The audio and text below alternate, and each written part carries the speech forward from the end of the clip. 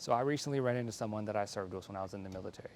And he's also here working on CST 2026, but he's doing it from the active duty side, where I'm doing it from the civilian PAO intern side. His name is Sergeant Hunter White. I joined the Army because my family's had a long line of service members involved. My great-grandpa was in World War II and earned a Bronze Star for meritorious services. And coming out of high school, I felt like I needed to do something with my life.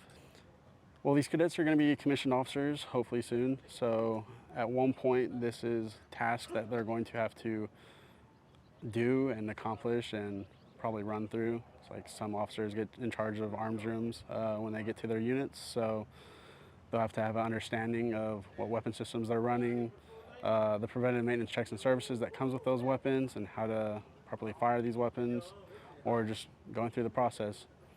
I ran into a person that I knew at my last unit, which was 25th ID. His name was Myatt. Now he's currently a PAO, and so just randomly ran into him. But small world, you can just meet anybody that you used to know or work with, and kind of come together with these little small details like cadet summer training. Never thought you would see him here, but he is. So